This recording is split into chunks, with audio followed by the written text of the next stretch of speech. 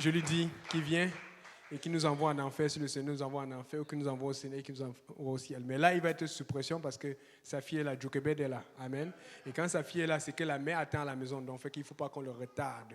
Amen. Parce qu'il y a aide aussi, je sois allé Eunice avant de rentrer. Donc, pardon. Pasteur vient et puis tu vas pouvoir ramener l'enfant de sœur Isnaïne avant qu'elle ne parle en créole. Alléluia.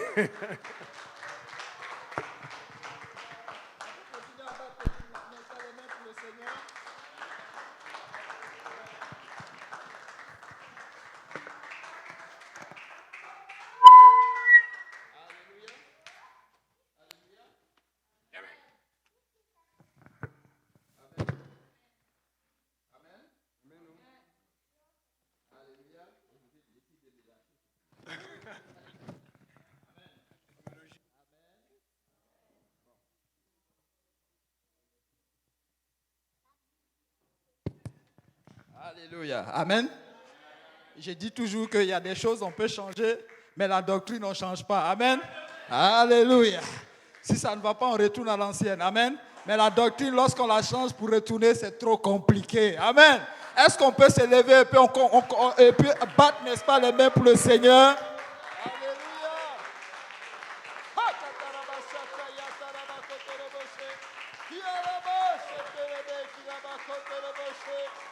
Alléluia, alléluia, alléluia. Le Seigneur est digne d'adoration. Amen. Amen, amen, amen, amen. Le Seigneur est bon. Amen. Nous allons aller directement comme les temps sont avancés. Amen. Et nous remercions le Seigneur pour ce grand nombre que nous sommes. Amen. Donc, asseyez-vous et puis on va vraiment partager la parole ensemble. Amen. Je vais demander au pasteur Yannick. Bon, lèvons-nous encore et puis on va prier et puis on va commencer. Désolé. Prions le Seigneur ensemble. Éternel Dieu de gloire, nous te bénissons, nous te rendons grâce. Maintenant qu'éternel Dieu de gloire, nous sommes là devant toi, nous allons faire tes choses, Seigneur. Je prie, Papa, que je disparaisse, Seigneur, Papa, afin que toi tu enseignes, Seigneur, ce que tu veux que nous recevons aujourd'hui. Ouvre nos cœurs à le recevoir, Seigneur, avec grâce et bonté, et que toute la gloire te revienne. Au nom puissant de Jésus. Que le peuple de Dieu dise au nom de Jésus. Soyez bénis d'être dans la présence du Seigneur. Amen. Donc, actuellement, ne m'écoutez pas beaucoup, mais écoutez le Seigneur. Amen. Parce que si vous me pointez, vous allez voir beaucoup d'imperfections. Mais si vous cherchez à comprendre ce que le Seigneur veut dire, je pense qu'on va arriver à la bonne place. Amen. Nous tous, ensemble, dans la bonne place. Amen. Et la bonne place, vous savez c'est quoi? C'est la Nouvelle Jérusalem. Moi, je ne veux pas le manquer. Amen. Alléluia. Aujourd'hui, j'ai deux petites questions à poser avant de commencer. Ça va être comme question-réponse et puis pas grand-chose. Amen. Je pense que c'est déjà arrivé à chacun de nous, mais celui qui a une bonne... il n'y a pas de bonne ou de mauvaise réponse, mais chacun a vécu quelque chose dans cette histoire. Amen. Alléluia. Qu'est-ce qui vous a fait changer d'avis au dernier moment alors que vous étiez proche de prendre une grande décision?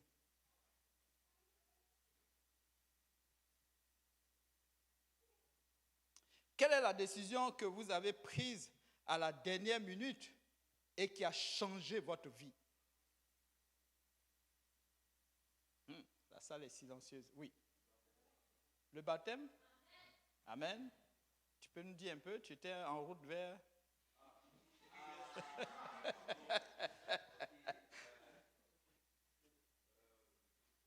Il y a un micro? Est-ce qu'il y a un micro?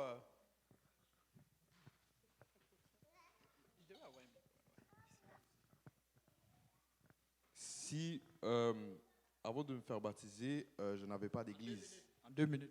Okay, pardon. Oui, avant de me faire baptiser, je n'avais pas d'église. So, j'étais à moi tout seul. Et je cherchais une église. J'avais prié pour ça. Mais si je n'avais pas trouvé l'église, si je n'avais pas trouvé le pasteur Yannick et qu'on n'avait pas fait un rendez-vous et le même jour je me suis fait baptiser, j'allais rétrograder et puis revenir dans la vie que j'avais avant. So, le baptême a vraiment ouvert les portes dans ma marche avec le Seigneur Jésus-Christ et j'ai pu apprendre, j'ai pu maîtriser mieux la parole de Dieu et pouvoir savoir c'était quoi la vraie identité de Jésus-Christ et de notre Dieu. Amen. Amen. On rend gloire au Seigneur. Alléluia. Quelqu'un d'autre? Qui à la dernière minute, en 2 minutes, a pris une décision qui a vraiment eu un impact dans sa vie? Oui. Que ce soit bon ou mauvais. Moi, c'est vraiment d'avoir quitté l'islam, vraiment, Amen. pour devenir chrétienne. Et je trouve que depuis que j'ai reçu le don du Saint-Esprit, ça a beaucoup de bienfaits, en fait, parce que maintenant, à tous les jours, je parle tout le temps en langue et tout, puis je trouve que ça s'évolue, quoi, à chaque fois. Je me rappelle quand j'ai commencé au début comme un bébé, maintenant, j'arrive à mieux dire certains mots et tout. Amen. Amen. Amen. On acclame le Seigneur. Tout ça, c'est de bons témoignages. Amen. Ça semble comme tout. Amen. Ces témoignages montrent que réellement tout va bien. Ils ont vraiment pris de bonnes décisions à la dernière minute et tout a bien marché. Mais vous savez quoi? La vie n'a jamais été comme ça. Il y a des fois où tu prends des décisions où c'est la cata qui se trouve devant toi. Amen. Vous savez, il y a des places où tu prends des décisions à la dernière minute et puis tu peux te rattraper. Mais il y a des places où c'est vraiment dangereux. Remarquez sur l'autoroute. À la dernière minute, tu décides de changer de voie. C'est beaucoup de carambolage. Peut-être. Et s'il n'y a pas eu de collision, il y aura beaucoup de zigzags. Amen. Vous savez, tout dernièrement, on partait à Trois-Rivières. Je partais avec un groupe de personnes. Et à la dernière minute, je ne sais pas, quelque chose m'a pris d'aller un peu plus vite. Mais non, le ticket m'attendait devant. Avec 2 points de suspension. Je dis n'importe quoi. Mais c'était pourquoi? Pour rien. Parce qu'à la dernière minute, j'ai décidé de dépasser ces voitures parce qu'ils prenaient trop le temps. Ouais. Mais Dieu soit, gloire soit rendue au Seigneur.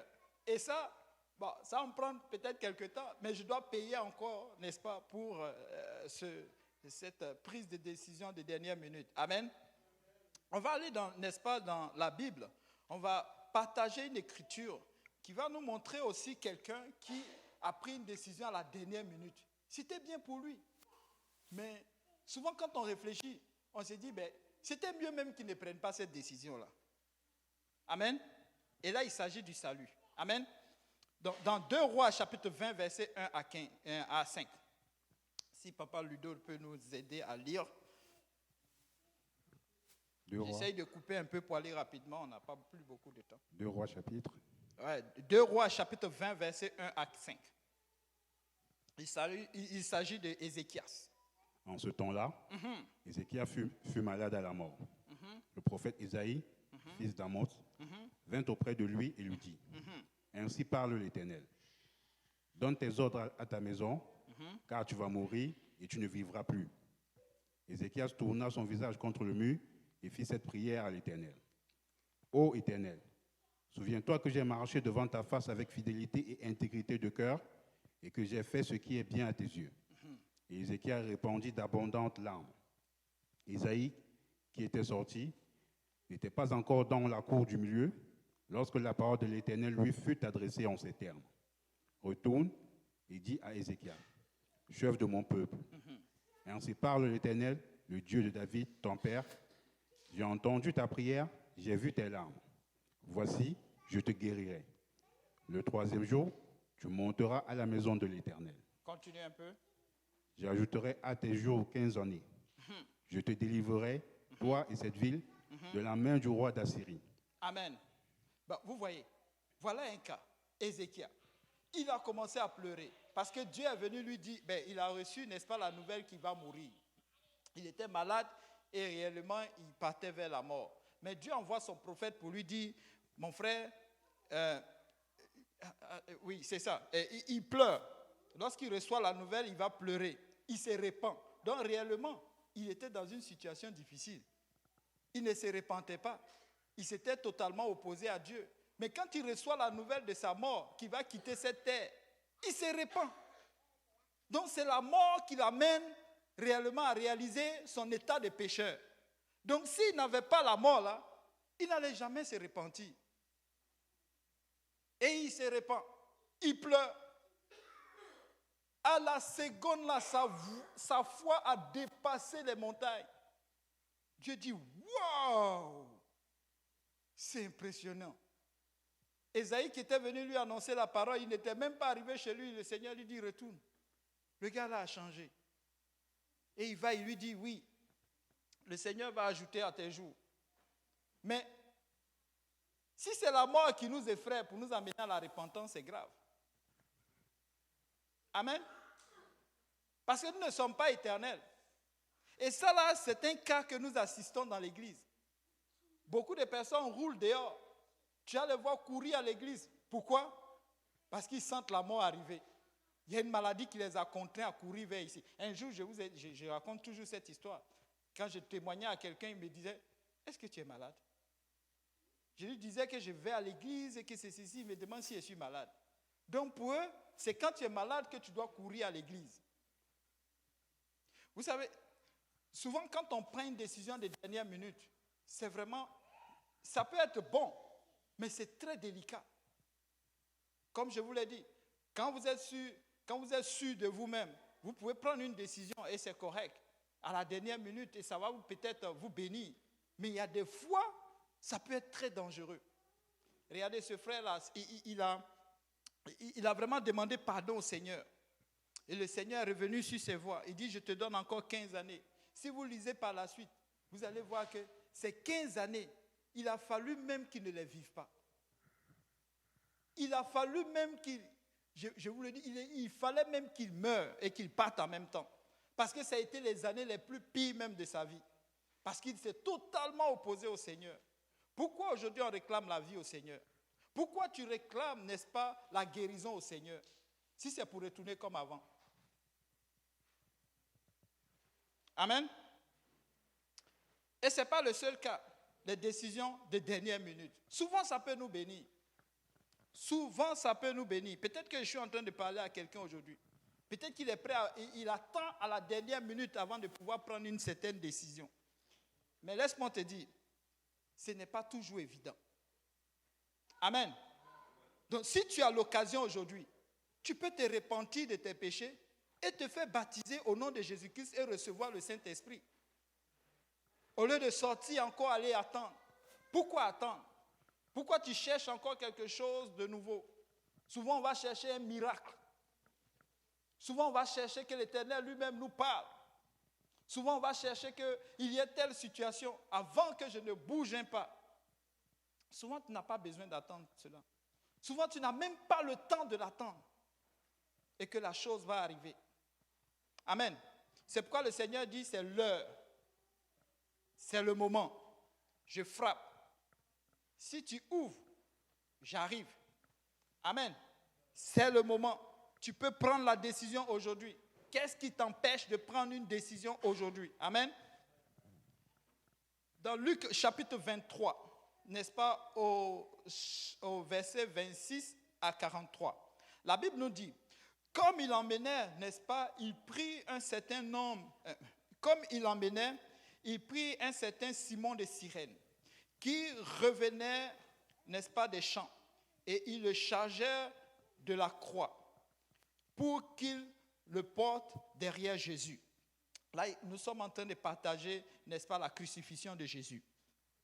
Ils étaient environ une grande multitude de gens, de peuples et de femmes qui frappaient la poitrine et se lamentaient sur lui. Jésus se tourna vers elle et dit, « Fille de Jérusalem, pleurez pas sur moi. » Ils étaient en train de pleurer sur Jésus. « Pleurez pas sur moi, mais pleurez sur vous et vos enfants. Car voici, les jours viendront où l'on dira, heureuse la stérile, heureuse les entrailles qui n'ont point enfanté et les mamelles qui n'ont point allaité. Alors ils se mettront à dire aux montagnes, tombez sur moi, et aux collines, couvrez-nous, car si l'on fait ces choses au bois vert, qu'arrivera-t-il au bois sec?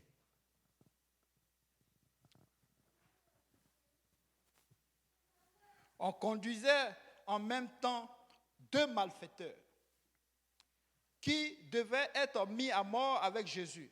Lorsqu'il fut arrivé au lieu appelé Crâne, il le crucifiait là. ainsi que les deux malfaiteurs, l'un à droite, l'autre à gauche. Jésus dit, Père, pardonne-leur, car ils ne savent pas ce qu'ils font. Oui, ils ne savent pas ce qu'ils font. Ils se partageaient ses vêtements en tirant au sort. Le peuple se tenait là et regardait. Les magistrats se moquaient de Jésus, disant, il a sauvé les autres, qu'il se sauve lui-même. S'il est le Christ, l'élu de Dieu, les soldats aussi se moquaient de lui. S'approchant et lui présentant du vinaigre, il disait, si tu es le roi des Juifs, sauve-toi toi-même. Il y avait au-dessus de lui cette inscription, celui-ci est le roi des Juifs. L'un des malfaiteurs crucifiés l'injuriait, disant, n'est-ce pas le Christ? Sauve-toi toi-même et sauve-nous. Peuple de Dieu, je vais m'arrêter un peu là. Vous savez, quand je lisais cette histoire, je suis revenu à ceci. Jésus-Christ, ils ne l'ont pas crucifié parce qu'il avait fait une erreur à la loi. Ils ne l'ont pas crucifié parce qu'il avait fait une faute ou bien parce qu'il avait enfreint, n'est-ce pas, au commandement de Dieu. Ils l'ont totalement crucifié sous l'ordre civil. C'est un peu comme si on disait, ce sont les juges, n'est-ce pas, du monde qui ont jugé Jésus-Christ et qui l'ont condamné. Au fait, c'est comme si l'Église a pris Jésus-Christ et qu'il est allé, n'est-ce pas, le présenter, n'est-ce pas, dans un jury et ils ont dit, condamnez-le. Parce qu'eux-mêmes ne pouvaient pas le condamner. Parce que pour condamner quelqu'un, il faut qu'il ait enfreint à la loi. Il faut qu'il ait enfreint à la loi. Mais quand ils regardent, il n'y avait aucune loi ou bien il n'y avait rien qui pouvait les pousser, n'est-ce pas, à condamner ce monsieur. Et ils se sont dit, il y a quelque chose. Il faut qu'on le fasse disparaître. Et ils l'ont présenté à qui? À Pilate.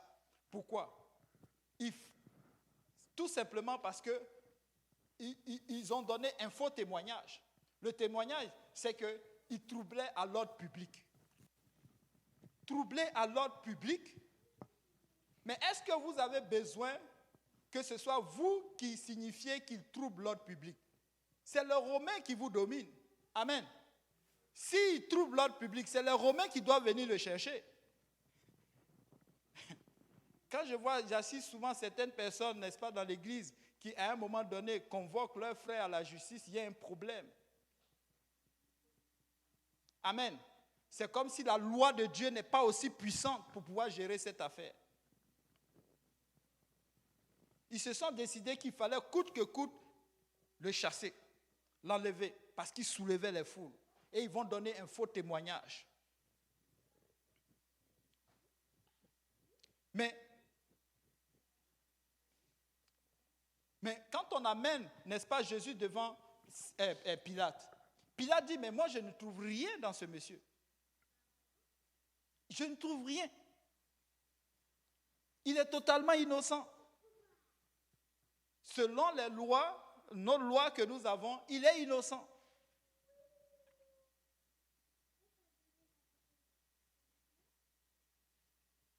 Mais ils l'ont condamné pareil. Sur cette route, il y a eu 2 malfaiteurs qui sont allés avec lui. Et l'un des malfaiteurs l'injuriait lui aussi. Waouh! Nous sommes condamnés et toi tu m'insultes. C'est comme s'il n'a pas de conscience. Ou bien c'est le fait qu'il imagine déjà la mort, ça le fait délirer. Mais c'est vrai, quand tu sais que tu vas mourir, c'est dans le couloir de la mort, il y a beaucoup de choses qui peuvent te passer dans la tête. Parfois, j'ai écouté certaines histoires, c'était quand même bizarre. Le gars, on dit, c'est quoi tes dernières prières? Parce que tu vas passer à la potence, il dit, ben lui, il veut manger un steak ou bien quelque chose comme ça. Qu'est-ce que ça va faire? Qu'est-ce que c'est? Ou bien, mais qu'est-ce que ça va changer? Amen. Mais c'est vrai, lorsqu'on imagine quelque chose de vraiment difficile qui va nous arriver, souvent certaines décisions, ça pousse souvent à certaines réflexions qui sont vraiment hors sens. Amen. C'est vraiment compliqué. Et lui, il insulte. Il lui dit, mais n'es-tu pas Christ? Sauve-toi et sauve-nous. Vous savez, ces deux malfaiteurs-là, ce gars-là, je me dis que c'est l'Église. Parce que s'il sait que c'est Christ, il a dû avoir un témoignage de Christ. Amen. Il a dû avoir un témoignage sur Christ. Je pense que Dieu est en train de parler à l'Église. Il a dû avoir un témoignage sur Christ. Il dit, n'es-tu pas Christ? Sauve-toi et sauve-nous. Parce que pour lui, la limite, c'était la mort, c'est la condamnation la plus suprême. C'est ce que les Romains pouvaient infliger aux humains. Mais ils ne savaient pas que ce monsieur qu'on amenait, n'est-ce pas, à la croix, il est avant, maintenant et après la mort. C'est lui-même qui a fait la mort. Amen.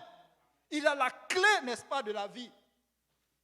Il dit, si tu meurs, tu vivras si tu crois en moi. Amen. Si même tu meurs, tu ressusciteras. Mais ils ne savaient pas. Généralement, c'est comme ça que nous condamnons les gens lorsque nous ne connaissons pas. Mais lorsque tu connais, tu commences à mettre, n'est-ce pas, un nom sur cette histoire. Et il injuriait. Et sauve-nous. Mais l'autre qui était à côté, alléluia. Souvent les gens vont l'appeler le bon pécheur, le bon bandit. Je ne sais pas c'est quoi ça, mais c'est un bandit pareil. Mais l'autre, n'est-ce pas, l'autre le reprenait. Attention. Et il disait, ne crains-tu pas Dieu? Je vous dis, ces gens-là étaient dans l'église.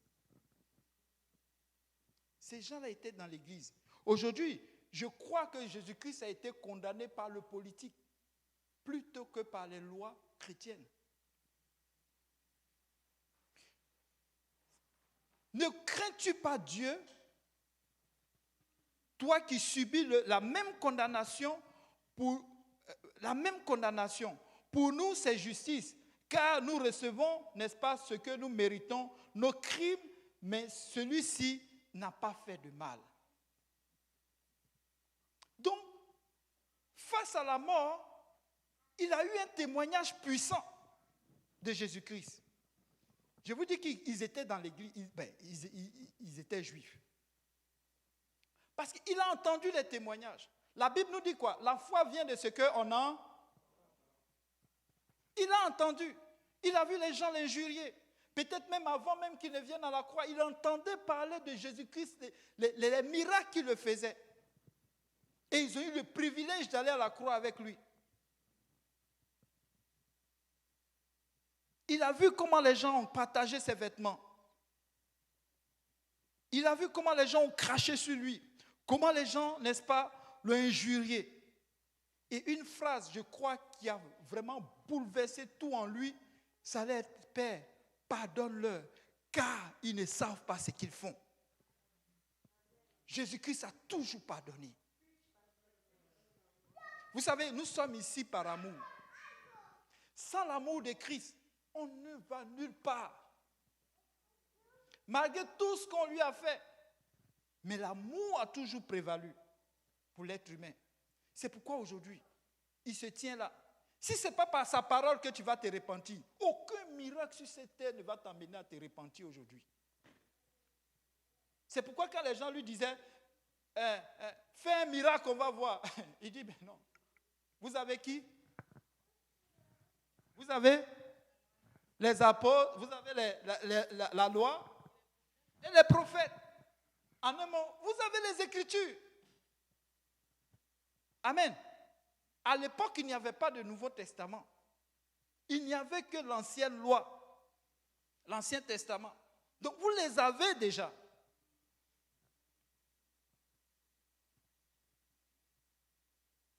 Nous recevons, n'est-ce pas, ce que nous méritons.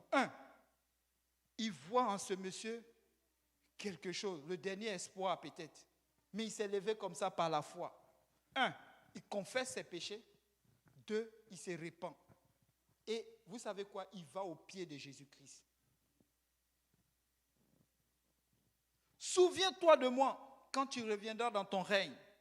Jésus lui dit, je te le dis en vérité, aujourd'hui, tu seras avec moi au paradis. Une décision de dernière minute. Il n'a pas cherché à sauver sa peau ici, mais plutôt son âme. N'est-ce pas Jésus-Christ qui a dit que craignez plutôt celui qui peut tuer l'âme et non la chair. Aujourd'hui, qu'est-ce que tu veux sauver? Ta réputation? Ton job? Ta famille? Souvent tu appelles certains, viens te faire baptiser. Oh non. Ah, repentance. Moi, je me suis déjà fait baptiser dans mon église. Dans mon église. Oui, c'est bon dans ton église. Ah, moi là, je vais me marier d'abord. Mais si tu te maries, tu vas continuer à pécher? Ah, du moins, si tu te maries, que tu meurs. Bon, dès qu'on te baptise, tu meurs. Là, ça marche. Mais, si tu vis encore, le péché est encore devant ta porte. Amen. Donc, tout argument que nous allons amener, n'est-ce pas, va trouver un frein.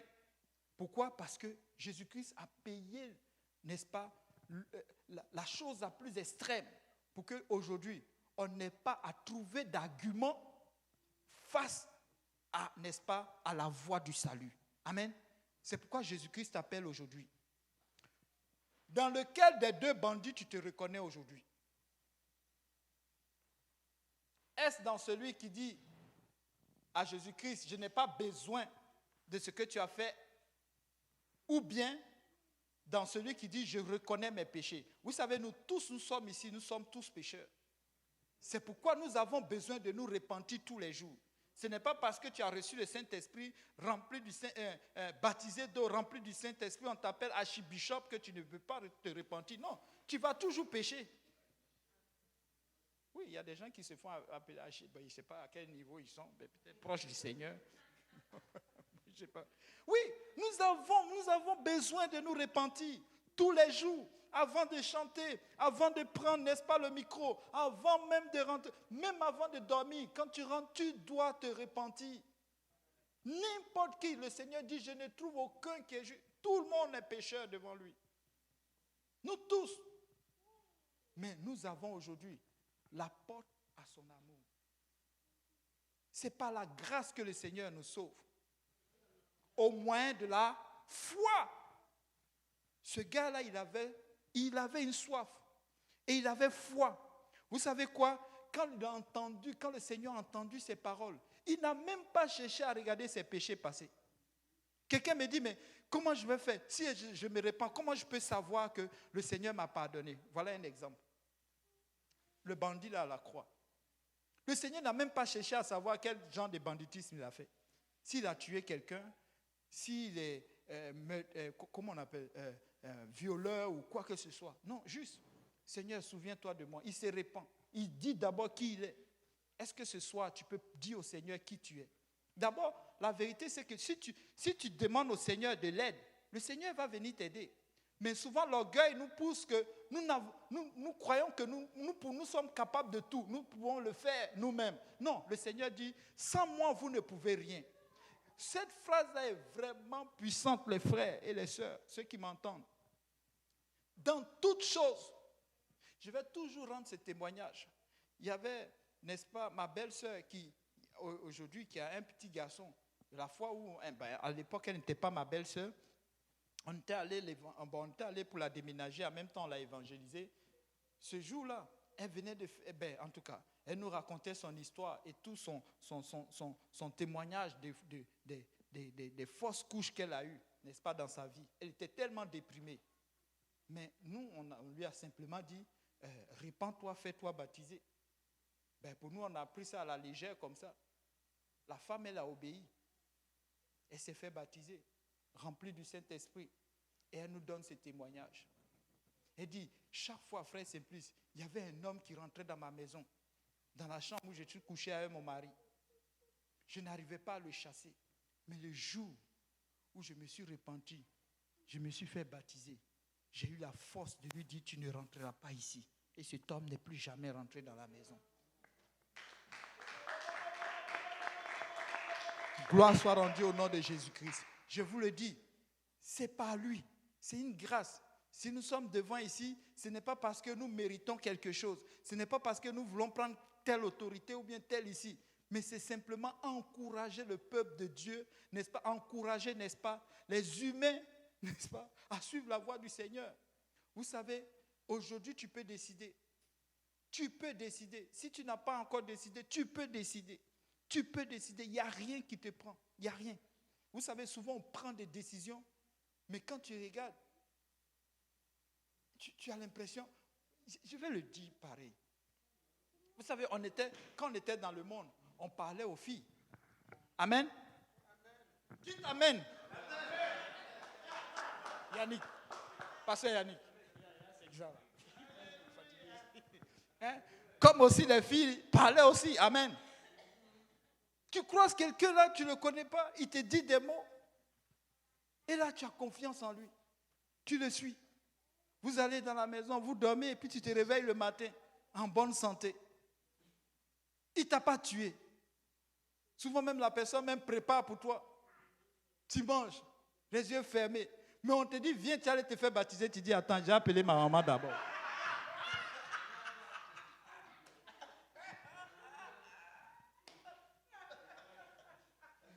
Du coup, tu es devenu enfant. Mais quand tu prenais l'autre décision, il ne faut pas que... Là, je suis grand. Je suis sûr que sa mère l'appelait, ou bien son père l'appelait. Ah, papa, tu déranges, je suis grand maintenant. Mais quand il s'agit du baptême d'eau, attends un peu. C'est comme ça que nous nous mettons des barrières. Il y a une décision à la dernière minute. Je suis sûr que ce jour-là, je pense que, je ne sais pas, mais j'ai la ferme conviction que le Seigneur, tout a été préparé pour que les deux là soient sauvés. Peut-être que si ce n'était pas les deux, le Seigneur allait venir et il allait aller à la croix après ou bien avant. Mais ce timing a été fait juste pour ces deux. Le Seigneur est prêt à aller n'importe où nous pouvons, sauf en enfer. Vous savez pourquoi? Parce que l'enfer, c'est la dernière décision. Il va avec toi jusqu'à la porte et il s'arrête là. Tu continues ton chemin. Ceux qui iront en enfer, ils iront parce qu'ils ont pris la décision d'aller. Il a accompagné ces deux larrons-là et arrivé là, ils avaient le choix. Il y a un qui a dit, moi là, je vais te suivre par la foi. L'autre a dit, bon. Il a préféré rester sur la croix. Aujourd'hui, cet même appel est dans nos vies. Amen. Vous savez,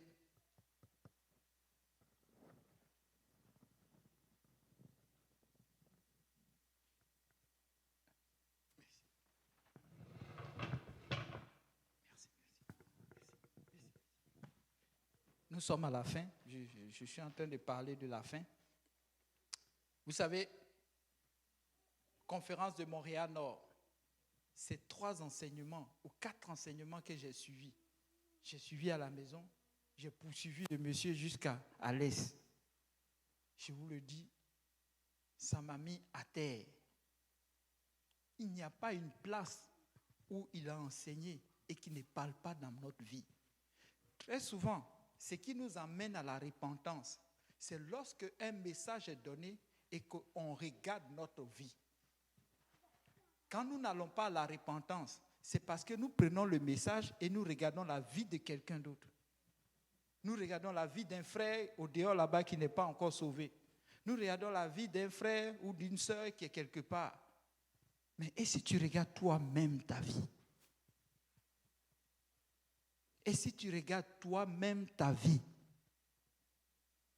Ces deux-là connaissaient Jésus-Christ. Donc, ils étaient dans l'église. Il a prêché cela, le prédicateur. Il dit c'est la fidélité qui va nous amener au salut. Qu'en es-tu de ta fidélité? Les miracles, les choses que tu fais, c'est bien. Mais qu'en est-il de ta fidélité? Il a prêché un message encore à Saint-Laurent. Il dit, mais sais-tu où sont tes enfants? tu fais ministère. Tu peux bien faire beaucoup de choses. Et puis tu vois tes enfants même. Tu crois qu'ils sont dedans. Mais quand tu dis tu crois qu'ils sont dedans, les enfants, c'est nous tous ici. On croit qu'on est dedans. Mais en fin de compte, à un moment donné, on se retrouve totalement dehors. Amen. Donc, l'enseignement était puissant. Et à l'Est, il a prêché la faim. Vous savez, et c'est ce que Jésus-Christ a prêché aux femmes. Ne pleurez pas sur moi. Moi, je connais déjà ma destination. Je sais qui je suis. Mais vous, est-ce que vous connaissez le lendemain? Amen. Est-ce que tu connais le lendemain? Tu ne sais pas. Il dit pleurez pour vous et pleurez pour vos enfants. Vous n'avez pas remarqué que de plus en plus qu'on avance, les choses ne se facilitent pas? Souvent on dit, oh, demain ça va être mieux. Désolé pour ceux qui sont en ligne, si vous ne m'entendez pas. C'est pourquoi j'aime l'affaire, là, le petit micro, parce que lui, à la main, bon. Ils disent, demain ça va aller mieux. Et c'est sur ces gens de foi-là qui fait que nous n'arrivons pas à prendre la décision maintenant. Demain, ça va aller mieux.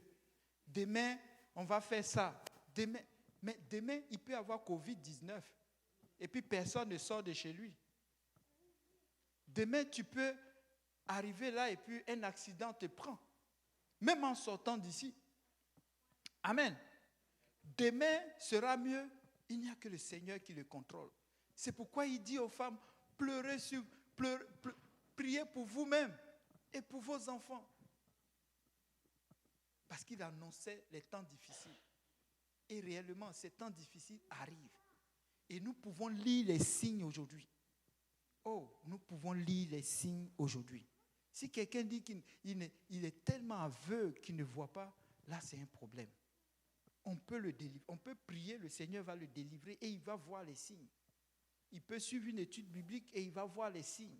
On peut lui enseigner cela. On peut prendre le temps pour l'enseigner. Mais les signes sont là. Peuple de Dieu, nous sommes déjà bons. Nous sommes déjà grands. Nous en savons assez. Gloire soit rendue au Seigneur que nous avons un pasteur qui a beaucoup de visions. Amen.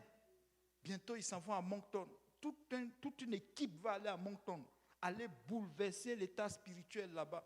Et je vous dis, il y aura beaucoup de retombées. Amen. C'est pourquoi nous voulons investir dans ceci. Amen. De notre argent, de notre enfant, de toute notre énergie, nous investissons.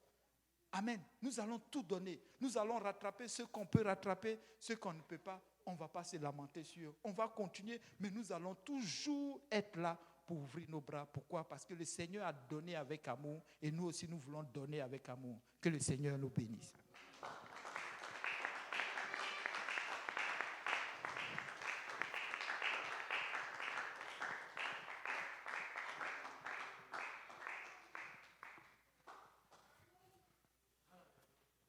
Alléluia, alléluia. Est-ce qu'on peut se lever? Alléluia, Seigneur Jésus, alléluia. Je pense que vous connaissez mieux le verset là même que moi. Il y a un verset à Bible qui dit, c'est Jésus qui dit, vous connaîtrez la vérité, et la vérité vous, c'est important de connaître la vérité. Parce que la force du diable, c'est le mensonge. La Bible dit qu'il est le père du, et c'est parce qu'il est le père du mensonge qu'il bloque le monde dans beaucoup de choses. C'est sa force. Il ment sur ce qui se passe en Ukraine, en Russie, ce qui se passe entre l'Israël et la Palestine. Voilà pourquoi le pasteur disait hier à l'étude que bénis Israël. Il ment sur ce qui se passe dans ta vie, il ment sur les sorties, il ment sur les réseaux sociaux. Alors, comme il y a beaucoup de mensonges, qu'est-ce qui se passe? Les gens, ce qu'ils vont faire, c'est qu'ils veulent vérifier à la source. Ce n'est pas mauvais, mais ça prend beaucoup de temps. Mais pendant que tu vérifies à la source et que tu enquêtes, tu continues à faire ce qui n'est pas bon. Alors, qu'est-ce que nous avons? Nous avons la Bible. Commence avec la Bible. Tu commences avec la Bible, tu as la bonne source. Alors, qu'est-ce que la Bible dit? La Bible dit, vous connaîtrez la vérité vous affranchira. Comment servir Dieu? Je dois prier. Comment servir Dieu? Je dois jeûner. Comment servir Dieu? Je dois aller à l'église. Mais comment obéir à l'évangile? Je me fais baptiser au nom de Jésus, un point, un trait. Comment entrer dans le corps de Christ? Je dois être né d'eau et d'esprit. C'est ce que Jésus a dit. Et la naissance d'eau, c'est le baptême au nom de Jésus. La naissance d'esprit, c'est le baptême du Saint-Esprit avec l'évidence de parler en d'autres langues. Amen. Et je vais finir avec cette histoire que les pasteurs nous ont déjà racontée. C'est une histoire vraie. Ça, c'est dans la période là où les locomotives avaient commencé. Les trains. Vous savez que les locomotives, ça fait tchic, tchic, tchic, toum, toum. Maintenant, vous avez remarqué même dans les films d'action que la plupart des locomotives anciennes, il y a des portes qui sont ouvertes. Tu ne peux plus voir ça aujourd'hui parce qu'à cause de la sécurité, quelqu'un peut tomber et tomber. Mais avant, tu voyais des films anciens avec les cow-boys qui rentrent même dans le train en mouvement. Mais c'était dans le temps. Aujourd'hui, tu ne peux plus avoir un train. On va bloquer, on ne va pas laisser rouler le train. Aucun ingénieur ne va laisser faire ça. D'accord? Mais dans le temps, alors, la sécurité, il y avait la sécurité, mais la sécurité n'était pas aussi optimale qu'aujourd'hui pour sauver des vies. Alors, ce qui se passe, c'est que pendant l'hiver, il y avait une femme qui allait prendre le train pour la première fois. Elle était honnête, elle était sincère. Ce n'est pas parce que tu es sincère que tu es honnête que tu es dans la vérité. Tu peux être sincère devant Dieu, tu peux être sincère comme tu veux, mais tu n'es peut-être pas dans la vérité. C'est ça le but. Est-ce que je suis dans la vérité? Et c'est ça que le diable utilise pour bloquer les gens avec la fausse église, avec les fausses nouvelles. Et Dieu veut nous affranchir de cela. La dame, elle a pris le train pour la première fois, étant dans un état de panique parce qu'elle n'avait pas confiance, elle ne savait pas quoi faire. Elle allait voir le monsieur du train tout le temps. Et le monsieur du train a été pris de compassion pour elle. Il a vraiment eu pitié, dit, oh, cette dame, elle ne sait pas où elle va. Et chaque fois, est-ce que je suis arrivé? Le monsieur dit, non, n'ayez pas peur. Est-ce que je suis arrivé? Le monsieur dit, n'ayez pas peur, je vais vous dire. Elle était stressée, elle avait son bébé. Il faut que je trouve le nom de la dame, pour vous, comme ça vous pouvez chercher ça sur Internet. Ce qui s'est passé, c'est que avant son arrêt, comme le monsieur savait qu'elle devait venir le voir, c'est lui qui a voulu lui faire plaisir, qui est parti anticiper, qui a dit, au prochain arrêt, madame, c'est votre arrêt. Elle était toute contente. Le monsieur a voulu faire plaisir. Il était sincère, il a dit la vérité à ce moment-là. Qu'est-ce qui se passe? Elle devait s'arrêter au prochain arrêt. Mais malheureusement, quand ils allaient au prochain arrêt, il y a eu un problème avec les animaux, les choses qui sont sur la voie. Il a fallu arrêter le train d'urgence pour dégager la voie. Mais quand on a arrêté le train d'urgence, elle est sortie parce que le monsieur, le contrôleur, le responsable du train lui avait dit « Le prochain arrêt, c'est ton arrêt ». C'était vrai ce qu'il disait, mais il ne connaissait pas tous les paramètres. Elle est sortie avec la vérité qu'on lui a dit à ce moment-là. Le monsieur était sincère. Mais quand le train est reparti, la dame était déjà sortie. Elle se rend compte que, wow, il n'y a personne. Qu'est-ce qui se passe? Parce qu'ils sont rentrés dans un endroit un peu sécuritaire, mais il n'y avait personne et c'était l'hiver. Mais quand le monsieur revient maintenant, puisque le train est parti, il devait s'arrêter. Le monsieur vient pour voir si tout va bien et tout. Il voit qu'elle n'est pas là. Et là, il réalise, oh non, je lui avais dit que c'était son arrêt, le prochain arrêt. Ils ont arrêté le train. En ce moment, ils avaient la technologie pour faire le train en marche arrière. Ils ont fait le train en marche arrière. C'était beaucoup plus lent parce que vous voyez, si vous faites de la technologie, quand on a appris ça en ingénierie, quand tu tires une charge, beaucoup de charges, quand tu le repousses, c'est plus lent que quand tu tires. Parce que quand tu tires, tu as la montée en avant et les roues, ça roule. Mais quand tu repars, il y a beaucoup plus de frottement. Ça a pris du temps. Mais ils sont arrivés à la dame. Elle était déjà gelée avec son enfant. Elle était morte.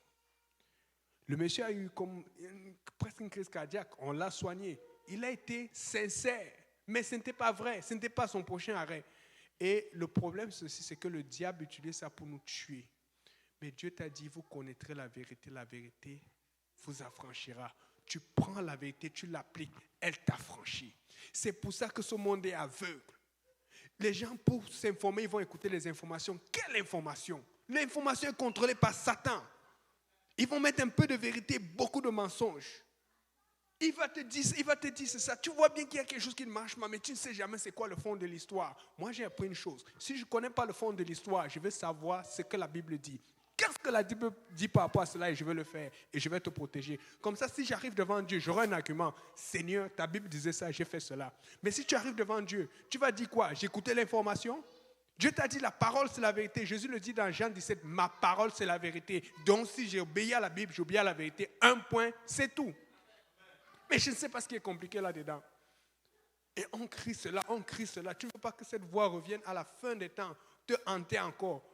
Arrête de te référer aux informations ou arrête de te référer aux mauvais exemples.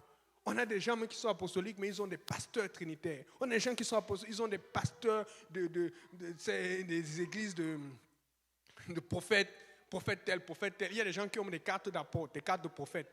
C'est Dieu qui sait qui sont les prophètes. Nous, on doit prêcher l'évangile. Amen. Si tu veux prophétiser, prophétise l'évangile, prophétise le baptême au nom de Jésus sur les gens. Amen. Qui veut la vérité? Si tu veux la vérité, juste obéir à la parole de Dieu. Elle est simple. On se complique les choses. Et ça fait le travail du diable quand on se complique les choses. Amen. Est-ce qu'on peut battre les mains pour le Seigneur? Alléluia, Seigneur. Nous voulons la vérité. Simplement la vérité. Et uniquement la vérité, Seigneur. Nous voulons parler plus loin que ça, Seigneur. Donne-nous la vérité. Rien que la vérité et juste la vérité. Au nom de Jésus. Amen. Regarde ton voisin, tu dis, je veux la vérité. Regarde ton voisin, tu dis, je veux la vérité. Alléluia. On va prier pour que Dieu bénisse la fin de ce service, la fraternité et le repas que nous allons partager. N'oubliez pas de retarder nos nouveaux pour qu'ils partagent le repas avec nous. Amen. Ok, prions Dieu. Seigneur Jésus, merci de ta grâce, merci de ta bonté, Seigneur. Père, touche nos cœurs, Seigneur, afin que nous frappons ce voile que le diable met sur nos cœurs, sur le cœur des gens de Montréal, le cœur des gens du Québec, le cœur du monde entier, Seigneur, afin qu'ils soient aveuglés, Seigneur Jésus. Papa, touche nos cœurs pour que chacun juste ouvre sa Bible et regarde ce que tu dis par rapport à chaque sujet et prenne ce que tu dis et l'adopte et se donne la force de le garder, Seigneur. Et tout va aller bien, nous serons tout avec le temps. Seigneur, je prie, Seigneur, que nous obéissons, Seigneur, à l'évangile, tel que les apôtres y ont obéi, tel que les apôtres ont enseigné, Seigneur, afin que nous soyons capables de nous justifier devant toi quand nous serons devant ton trône de gloire, Seigneur. Père, je prie que tu bénisses le temps de fraternité que nous allons avoir, que tu bénisses le temps que nous allons passer ensemble, que tu bénisses les services au Schlager, que tu bénisses Granby, que tu bénisses leur retour, ceux qui sont à Granby, qui reviennent sains et saufs, qu'il n'y ait pas un seul accident, une seule collision, un seul souci de moteur ou de voiture, Seigneur. Nous prions, Seigneur, que tu bénisses nos invités aujourd'hui, que tu nous bénisses au nom de Jésus. Que tout le monde dise au nom de Jésus. Alléluia. Que Dieu vous bénisse. Amen. Amen. Amen.